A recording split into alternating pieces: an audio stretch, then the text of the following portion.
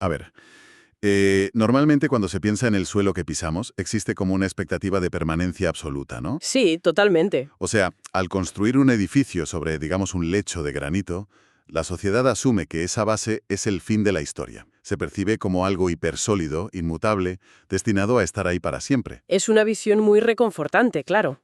A la mente humana le fascinan las cosas que son estables. Ya, esas cosas que se pueden categorizar como definitivas y archivar en la memoria sin preocuparte de que vayan a cambiar de forma repentina. Pero claro, al profundizar en el mundo de la mineralogía y la petrología, esa fotografía estática de repente se hace pedazos. Hoy nos sumergimos en una exploración fascinante de un montón de estudios pedagógicos recientes y documentación científica centrada en la didáctica de la geología. Eso es. Y el objetivo de este análisis a fondo es entender por qué el cerebro humano tiene tantas pero tantas dificultades para asimilar los conceptos más básicos de la formación de la Tierra. Madre mía, es que son muchas dificultades, ¿sí? Vamos a explorar las herramientas científicas que existen para pasar de la simple memorización ciega a la verdadera deducción, porque resulta que el paisaje litosférico es, en realidad, un caos en cámara lenta. Es la definición pura del dinamismo, sí. Totalmente. Un dinamismo que, lamentablemente, se escapa por completo a la percepción humana diaria. Y bueno, es un viaje súper necesario analizar esto, porque los datos que arroja este material de estudio sobre cómo procesamos la formación de nuestro propio planeta son asombrosos. Son una locura. Cimientos de las casas hasta, yo qué sé, los componentes de los teléfonos móviles. Y sin embargo, el nivel de confusión conceptual que arrastramos desde la educación secundaria es altísimo. Vale, pues vamos a desgranar esto, porque lo que pisamos a diario esconde un dinamismo que casi nadie entiende. Para empezar a clasificar el mundo bajo nuestros pies, primero hay que entender por qué la mente comete tantos errores al mirar una simple piedra. Exacto. Yendo directamente a la raíz del problema, ¿cuál es la diferencia real, a nivel puramente científico, entre una roca y un mineral? Porque en el lenguaje cotidiano las palabras se usan casi como si fueran sinónimos, ¿verdad? Sí, y esa es precisamente la gran confusión fundacional que señalan los estudios. A ver, para ser rigurosos, un mineral tiene unas propiedades físicas y químicas fijas. ¿Vale? Bueno, que varían en márgenes extremadamente estrechos. Además, posee una estructura interna cristalina totalmente ordenada a nivel atómico. Es, por simplificarlo un poco, el ingrediente puro. El ingrediente puro. Eso es. Y una roca, por el contrario, es una mezcla. Puede ser una asociación de esos minerales, ya sea de forma homogénea o heterogénea. Claro, y aquí es donde se pone realmente interesante, porque si visualizamos una roca como una mezcla, se puede usar una analogía culinaria que creo que ayuda mucho a visualizarlo. A ver, cuéntame. Pues una roca heterogénea sería como una macedonia de frutas. Me gusta. O sea, a simple vista distingues perfectamente el trozo de manzana, el de kiwi, la uva. En geología, el equivalente directo es un granito, Claro. donde a simple vista destacan los cristales oscuros de mica, los trozos blanquecinos de feldespato y el cuarzo translúcido. Es evidente que hay varias cosas juntas. Se ve claramente, sí. Pero una roca homogénea es como un batido de frutas perfectamente triturado. Que a simple vista parezca un líquido uniforme, no significa que no sea una mezcla compleja de muchos ingredientes diferentes. Fíjate que esa ilusión óptica del batido explica perfectamente uno de los mayores problemas que encuentran los docentes, lo que en pedagogía se conoce como concepciones alternativas o, hablando en plata, errores de concepto de toda la vida. Ya, los mitos que nos creemos. Tal cual, los estudiantes confían ciegamente en el sentido de la vista. Revisando los datos, resulta que un 41% de los alumnos cree que la heterogeneidad de una roca se debe únicamente a la asociación de minerales. O sea, aciertan de pleno con el granito o la macedonia. Exacto, pero cuando se les presenta el batido, fallan estrepitosamente. Claro, el cerebro dice algo así como, si no veo los tropezones debe ser una sola cosa. Ese es el error visual. Si una roca es homogénea a simple vista, como ocurre, no sé, con una caliza o una arenisca de grano muy fino, el cerebro del estudiante asume automáticamente que está ante un mineral. Vaya tela. Como el ojo desnudo no es capaz de distinguir la estructura cristalina o la química subyacente, la mente sencillamente decide ignorar que existen. Es fascinante. O sea, equivaldría a afirmar que un batido de fresa y plátano es un elemento químico fundamental de la tabla periódica solo porque ha pasado demasiado tiempo en la batidora y no se ven las pepitas. Es una analogía muy, muy acertada. Y el problema de percepción se complica todavía más con lo que los investigadores llaman el error del aislamiento. El error del aislamiento. Sí, resulta que una gran parte de la población es incapaz de concebir que un mineral pueda existir de forma independiente en la naturaleza. Ah, claro, asumen que siempre están dentro de algo. Exacto, asumen que los minerales siempre tienen que estar incrustados, atrapados dentro de una roca matriz. Les resulta casi imposible imaginar un cristal perfecto de olivino o de cuarzo existiendo por sí solo. Y esto me hace pensar en cómo solemos describir las piedras cuando paseamos por el campo. La descripción se queda siempre en la capa puramente física, ¿verdad? Totalmente superficial. Se habla del color, de si brilla, de si es suave o áspera. Se ignora la química por completo, sí. Y la ceguera geológica llega a un punto tan profundo que la literatura pedagógica documenta casos constantes de confusión entre elementos naturales y materiales de construcción artificiales. Espera, ¿artificiales? Sí, se le presenta a un estudiante un trozo de hormigón, de cemento o incluso un pedazo de vidrio grueso, y al ver algo duro y gris, su cerebro lo clasifica automáticamente como roca.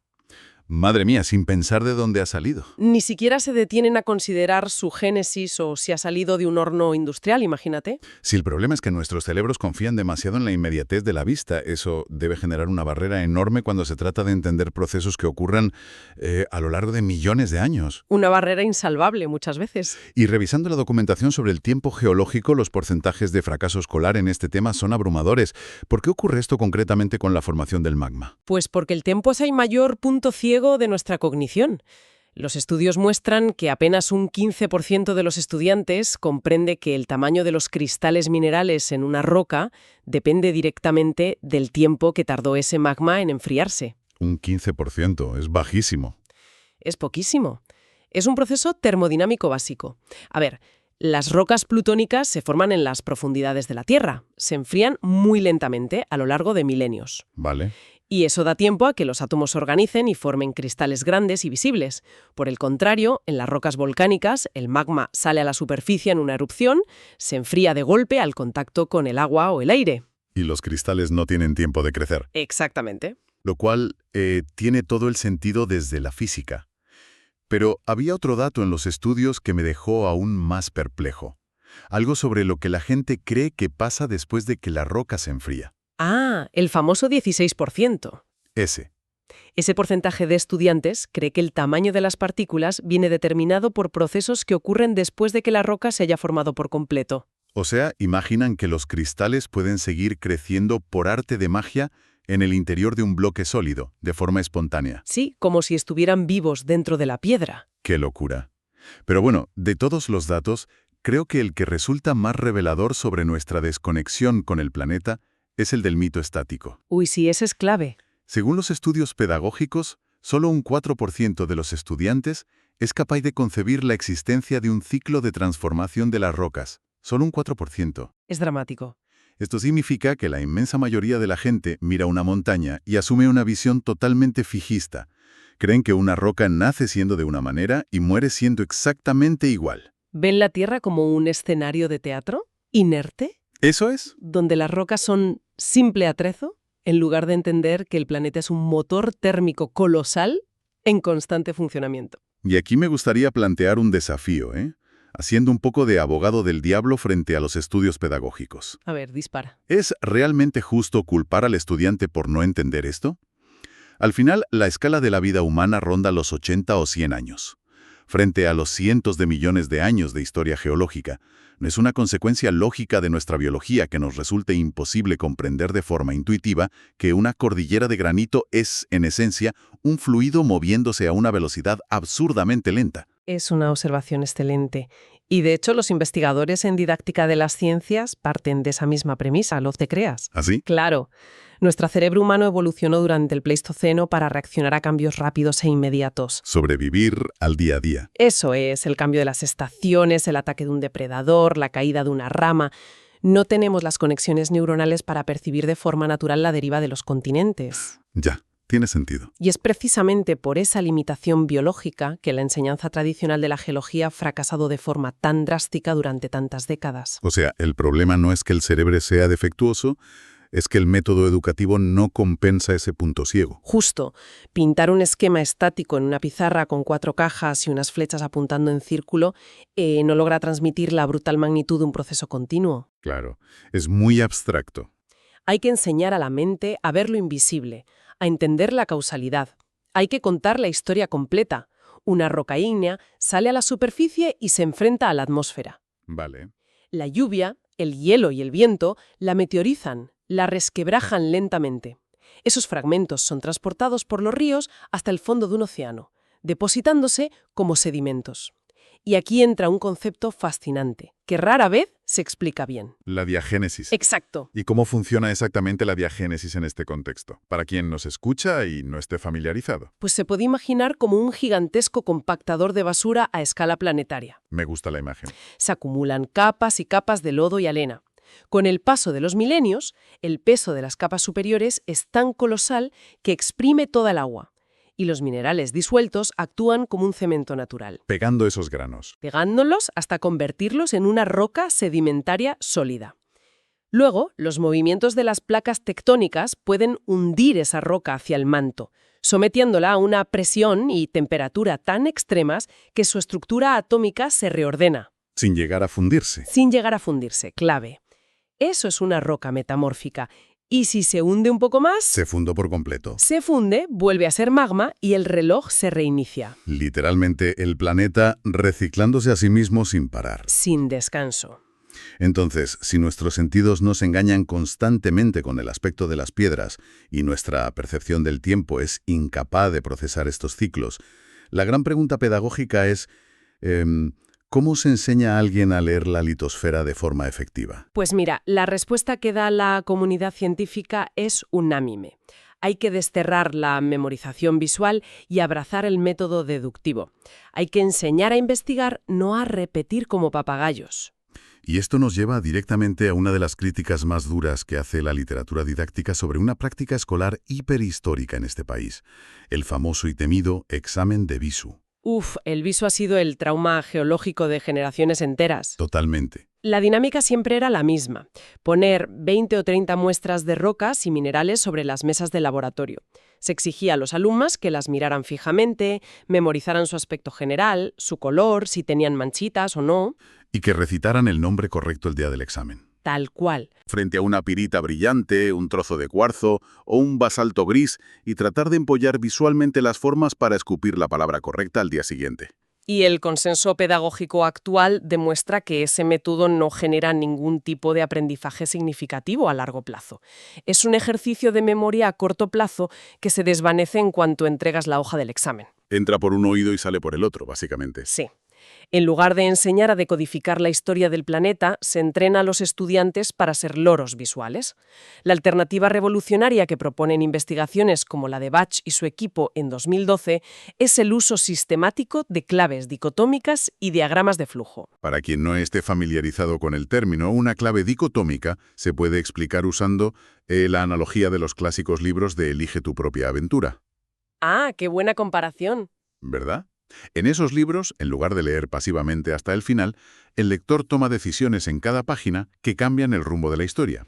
Claro. Pues una clave dicotómica hace lo mismo con la ciencia. Plantea al observador una pregunta empírica con 2 opciones, normalmente sí o no. Por ejemplo, ¿esta muestra raya el cristal? ¿Sí o no? Exacto.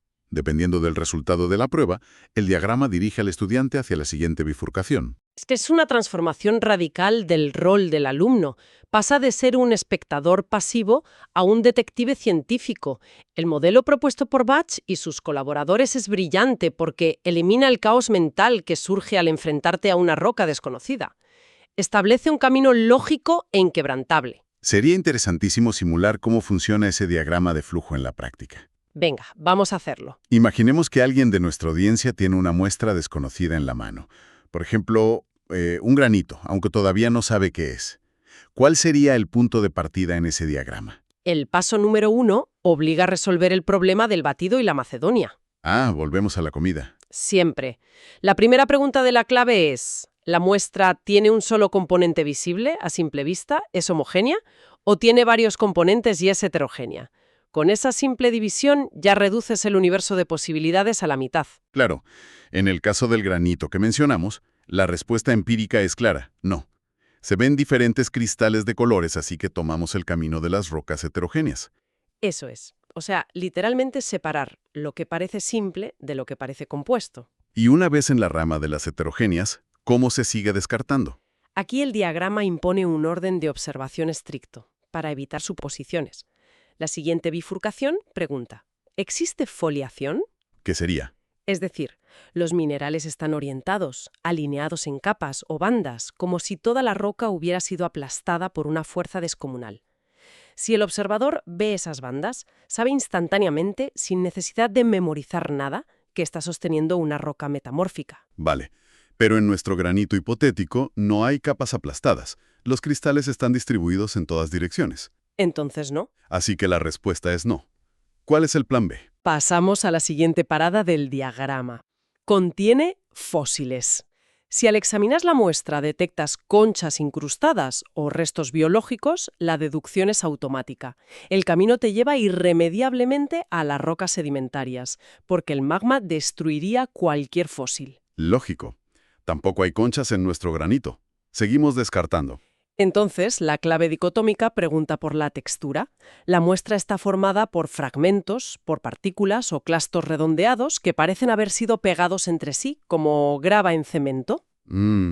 Si la respuesta es sí, de nuevo, estamos ante rocas sedimentarias como los conglomerados. Pero si la respuesta vuelve a ser negativa, el cerco se estrecha. Y aquí llegamos al final del embudo deductivo. Así es. Si no hay foliación, no hay fósiles y no hay clastos pegados, la clave hace la pregunta definitiva. La roca está formada por cristales entrelazados que encajan perfectamente unos con otros como un rompecabezas tridimensional. Y al observar el granito, la respuesta es un rotundo sí. Efectivamente. Por puro descarte científico, el observador acaba de demostrar que tiene una roca ígnea entre las manos. A partir de ahí, solo queda observar el tamaño de sus cristales y el color dominante para llegar al nombre exacto de la roca. Lo más impactante de este enfoque es cómo obliga a interactuar físicamente con la naturaleza. Ya no se trata de adivinar echando un vistazo rápido. El estudiante tiene que tocar, buscar relieves, evaluar texturas, buscar direcciones de presión. Exacto. Es ensuciarse las manos. Se crea una comprensión empírica que es imposible de lograr solo leyendo unos apuntes. Pero claro, para que un diagrama de flujo funcione, hace falta un entorno donde la teoría baje a la realidad material. Completamente. La geología es una ciencia del mundo físico. No existe un aprendizaje real sin la manipulación directa de la litosfera. Y aquí es donde entran en juego dos pilares fundamentales de la didáctica, el laboratorio y los museos. Hablemos del laboratorio primero, porque si hablamos de pruebas empíricas interactivas, hay que mencionar a la auténtica estrella de rock de las aulas de ciencias, la escala de Mohs. ¡Uy, la escala de Mohs! Es maravilloso comprobar cómo una herramienta diseñada a principios del siglo XIX sigue siendo insuperable a nivel pedagógico. Es que es muy buena. La escala de Mohs no es más que un sistema para determinar la dureza relativa de los minerales. La premisa es de una simplicidad aplastante. Frotar dos minerales entre sí para ver cuál raya a cuál. O utilizar elementos cotidianos como la uña del dedo, una moneda de cobre o una punta de acero para intentar dejar una marca en la muestra. Es la esencia del método científico destilada en un ejercicio súper táctil. Talco, yeso, calcita, fluorita, apatito, ortosa, cuarzo, topacio, corindón y diamante. Te las sabes todas, ¿eh? Una jerarquía donde el que raya manda. Y es un conocimiento que entra por las manos, no por los ojos. Exacto. Pero los estudios también destacan la importancia de sacar esta manipulación táctil del laboratorio escolar y llevarla a espacios, digamos, más monumentales. Sí, a otra escala. Se habla extensamente del enorme poder educativo que tienen las colecciones museísticas, citando ejemplos maravillosos como el Museo Geominero del Instituto Geológico y Minero de España. Es que hay que cambiar la percepción social que se tiene de estos espacios. Un museo de geología no es, ni de lejos, un simple almacén donde se guardan piedras raras o brillantes para que el público las mire y ya está. ¿Y qué es entonces? En didáctica, se estudia cómo el propio diseño arquitectónico y organizativo de un museo funciona como un libro de texto gigantesco y silencioso. ¿Qué concepto más chulo? ¿Cómo funciona exactamente un museo como libro de texto silencioso? Pues a través de la museografía, del diseño del espacio, la disposición sistemática en la que se ordenan las vitrinas enseña conceptos complejísimos sin necesidad de que el visitante lea una sola cartela descriptiva. A ver, dame un ejemplo visual para la gente que nos escucha. Imagina caminar por un pasillo largo.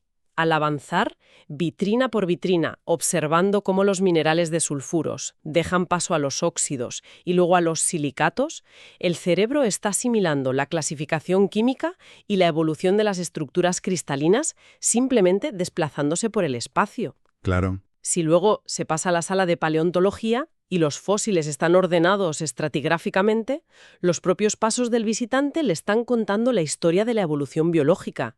El espacio físico estructura y organiza la mente. Qué pasada. Y esto introduce un debate interesantísimo y muy actual en la didáctica científica.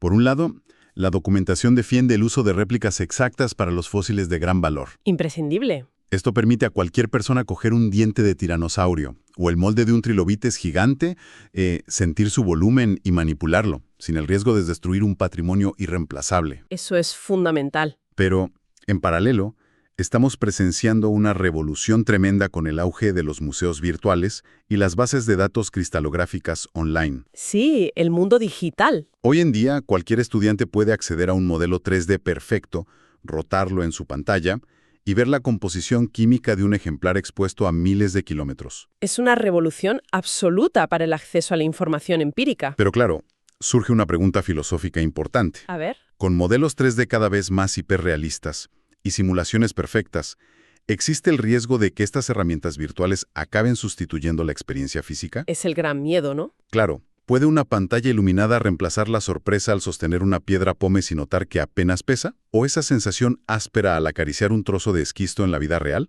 Es una dicotomía en la que el sistema educativo suele caer a menudo, buscando como la herramienta definitiva. Pero la literatura pedagógica sostiene que ambas experiencias son estrictamente complementarias. No compiten, se potencian. Se complementan, vale. La virtualidad otorga un poder casi sobrehumano. Permite observar la red cristalina a nivel microscópico, girar modelos moleculares en el aire o estudiar las colecciones más exquisitas del mundo sin tener que pagar un billete de avión. Democratiza el acceso a la ciencia al máximo nivel. Exactamente. Otorga la visión microscópica y el alcance global simultáneamente. Pero la experiencia física, ya sea paseando por los pasillos de madera del Instituto Geológico o sosteniendo la muestra que entrega el profesor en el laboratorio, cumple una función cognitiva insustituible. ¿Por qué? Que ancla todo ese conocimiento teórico y abstracto a la realidad gravitacional y material. Sentir la asombrosa densidad del plomo en un bloque de galena conecta la teoría química con las terminaciones nerviosas de la mano. El cerebro necesita ambas dimensiones para que el aprendizaje sea completo. Es una sinergia increíble para combatir esa ceguera geológica de la que hablábamos al principio. Recapitulando un poco todo el terreno que se ha cubierto hoy en este análisis, la transformación conceptual que proponen los estudios es enorme. Desde luego. Se ha partido de entender cómo nuestra propia vista nos boicotea, confundiéndonos con la ilusión óptica del batido homogéneo al intentar diferenciar rocas y minerales. Eso es. Se ha destapado esa ceguera temporal que impide a la mayoría asimilar que la litosfera está inmersa en un violento y asombroso ciclo continuo de destrucción y renacimiento. Y sobre todo, se ha puesto sobre la mesa que la pedagogía tiene soluciones que están demostradas. Al abandonar el aprendizaje memorístico del antiguo Visu y adoptar herramientas deductivas como los diagramas de flujo. Combinados con la experiencia física, claro. Exacto. Combinados con medir durezas en el laboratorio y el impacto narrativo de los museos. Con todo eso, la geología deja de ser una lista de nombres muertos y se convierte en un trabajo de investigación fascinante. Lo cual deja un panorama radicalmente distinto sobre el entorno que nos rodea. Y para cerrar este análisis a fondo, hay una última reflexión que resulta inevitable tras revisar toda esta ciencia pedagógica. A ver. Algo para que nuestra audiencia lo considere la próxima vez que salga a la calle. Es el momento perfecto para plantearlo. Si la ciencia demuestra que el ciclo de las rocas es un bucle infinito, impulsado sin descanso por las colosales energías internas y externas de la Tierra. Sí. Y si la geología nos obliga a aceptar que absolutamente toda la tierra firme bajo nuestros pies se encuentra en un proceso imparable de erosión, enterramiento, fusión y eventual renacimiento, ¿A dónde quieres llegar? pues, ¿cómo cambia eso la percepción que tiene la humanidad sobre su propio legado? Piénsalo.